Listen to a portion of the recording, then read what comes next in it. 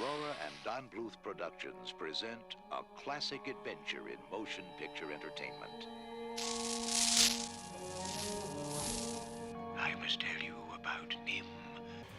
Hey everyone, Rascal here. And Mama, welcome to our channel, Paws On Animation. And today's podcast, we're covering a Don Bluth classic, The Secret of NIMH, finally! Yes, celebrated as one of the best animated films ever made. The movie follows Mrs. Brisby, who goes on a quest to find the sage rat Nicodemus and gain his help to save her family and home from being wiped away. But before we start, be sure to like, subscribe, click the notification bell for future podcasts and all the pause videos. Thank you for joining us and sharing our videos, commenting, and so much more. We really appreciate everything you do. Yes.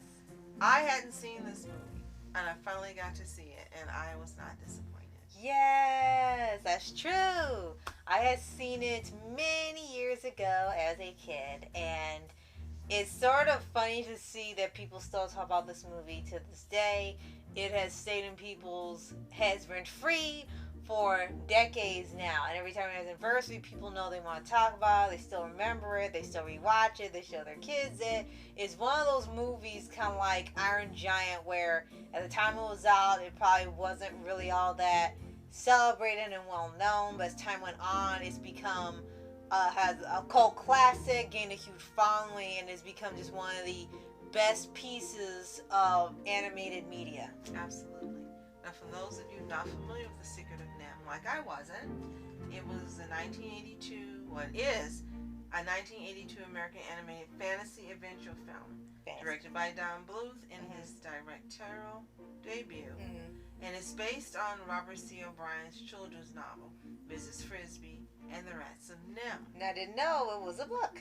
And that book was released in 1971. Oh, wow. And it was written as a sci-fi fantasy, unlike NIMH. Right.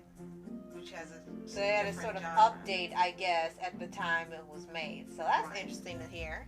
Now, it was released in theaters, running time of 83 minutes, had a budget between 6 and 7 million, and it earned 14 million at the box office. Ooh, wow, okay. So, as we said, now it's become such a cult classic that even been times where they would re-release it in theaters for special occasions or anniversaries, kind of like they do with Coraline and Iron Giant a few times now.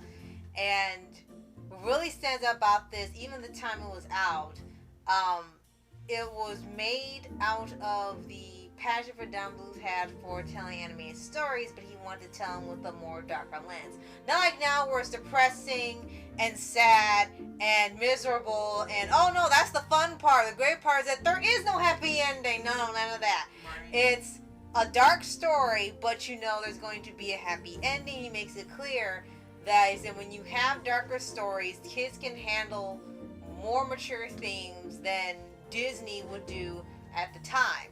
And is that when you have a dark story, it makes the happy ending that much happier because the character's gone through so much. You're more relieved and will celebrate when it's over, they finish their journey, and you're happy everyone's okay. So in here, this is what the formula was, by having a much more darker theme to it, the background, the history behind NIMH, the danger of Brisby losing her family. Everything had a much darker tone than what those Disney films were doing at the time. So it made it stand out more for like an alternative option to a Disney film back then. Absolutely. Now, it was praised by critics for its elegant and painstakingly detailed animation, as well as compelling characters, and as you mentioned, a deep and mature plot.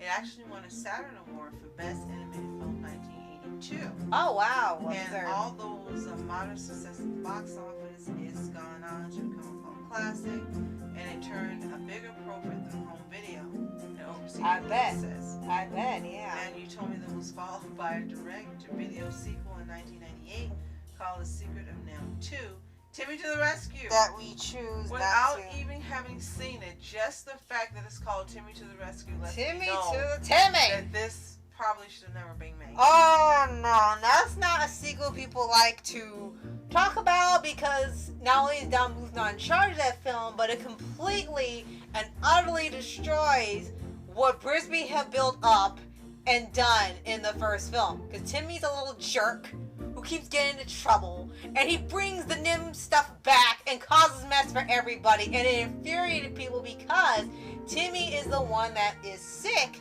in the first film, and Brisby went through this entire adventure to get him medicine so he would live and find the NIMH rats so there'd be a way for the whole family to survive without having to move him because she couldn't move him anymore. Yes, with Auntie Shrew.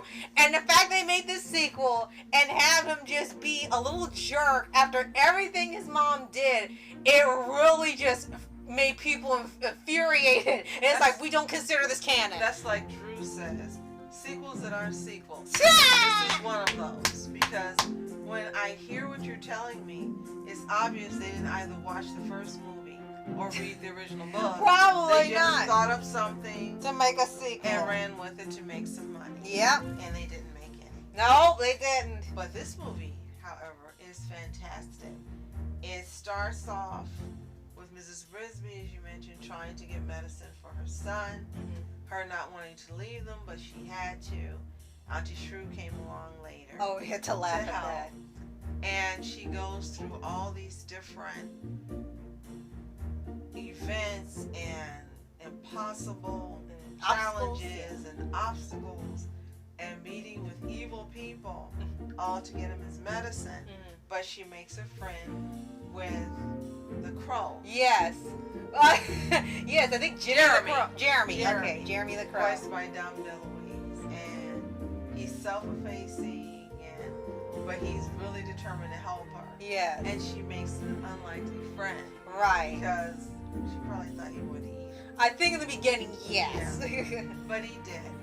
And along the way, she makes more friends, not only with people that knew her husband, but people that didn't and just want to help because of the legacy her husband left behind. Right.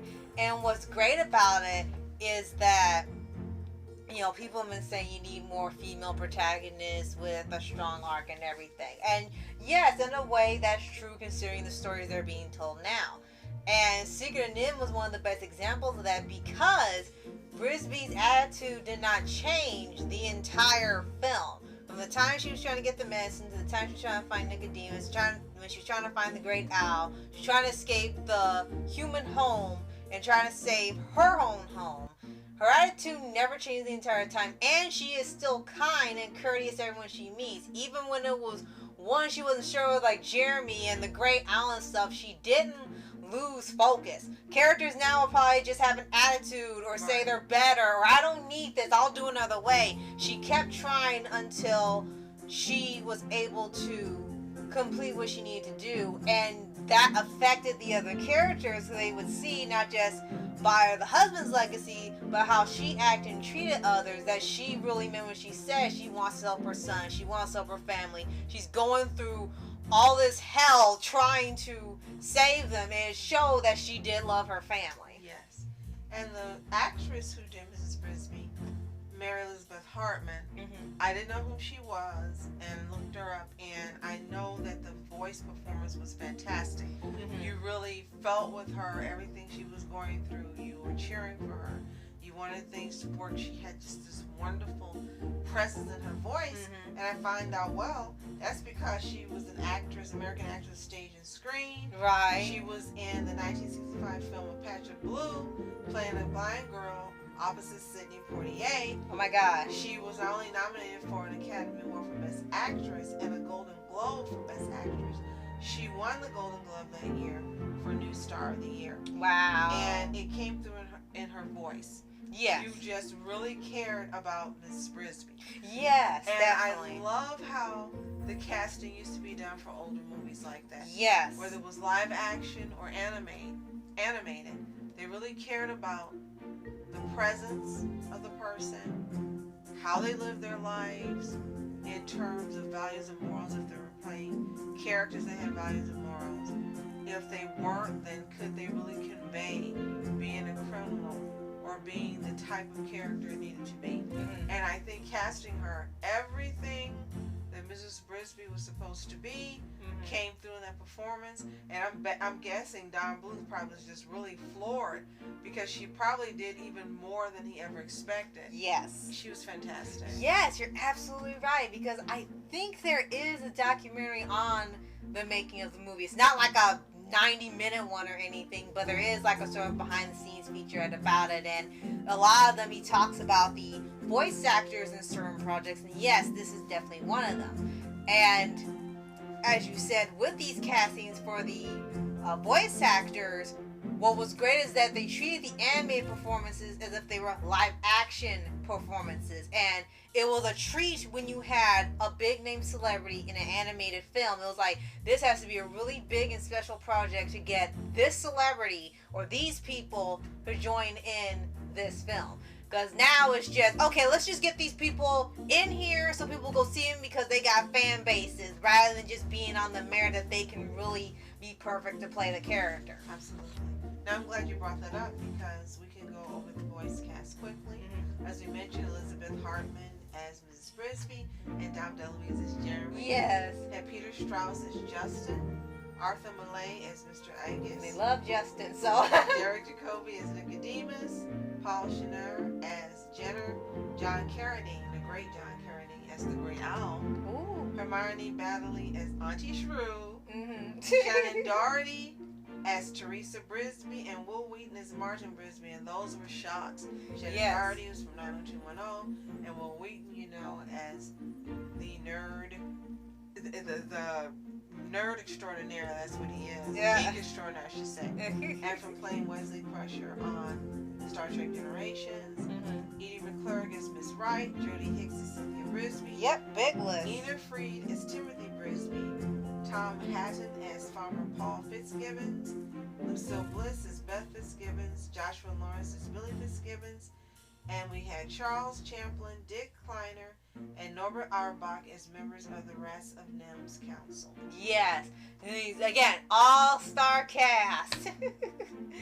And one more thing to point out about this movie, at least for, I guess for me, because there's so many people that have different experiences watching this and can still talk about it to this day, is that it was also one of those movies that could blend all these different elements together, not just the genre, but just the feel of everything. And this is one of the darker films he had said he wanted to make, and he already had a good start with it. You had your moral at the end of the story that's really missing from movies now. You had your antagonist that was truly an antagonist, not sympathetic, not, oh, well, he's gray area, or maybe he's not so bad. No, this guy wanted to kill people to stay in charge. You had trials that the character would go through, and she didn't just easily get by because she was a female mouse or because of just getting by on the husband's word or anything. They had that, plus she proved herself, and there was never any sort of jealousy or feeling like she was lied to or anything during this, because when she's told why he had to keep it a secret from her, it made sense, because I think you would freak out too if someone you were with couldn't age. Yeah. So the last fun fact I want to share is that the film rights to the book Mrs. Frisbee and the Rats of NIMH had reportedly been offered to Walt Disney Productions in 1972, but they turned it down. Yes, it's too dark for them. And I guess that's good for us. Right? So if you've seen The Secret of NIMH, let us know in the comments. Did you love it? Did you see it when it originally came out? Did you watch it later like I did? Well, we both did. I watched it much later. Let us know what you think. And if you've seen the sequel, tell us how that went for you as well. If you haven't seen it, it's available on Pluto. Yes, as of this recording, it's on Pluto, maybe on Hulu. Probably check your streaming services if you have a variety of them, and also get it on DVD if you can. And you definitely need to watch it. It's never going to be a disappointment for you checking it out. And as Vasco mentioned earlier, you get to see Don Bluth doing what he loved in his directorial debut. Nothing could be better. Absolutely. And if you haven't already, subscribe for updates. We'll give you for your anime series, anime shows, and all things animation. Absolutely. Thank you so much for joining us, for subscribing, sharing our videos, and so much more. As always, you are special. Thank you so much for watching Mask Entertainment. Mom Entertainment. Have a tuntastic day. Peace. And reporters sitting, flashing lights, trying to walk around, man. Who the hell are you? What you wanna do? My man, it's on you. Man, it's on you. Hit her in my dreams. She was my queen. A castle in the mountaintops, rivers and streams. Plucking sunlight from the sky in my pocket.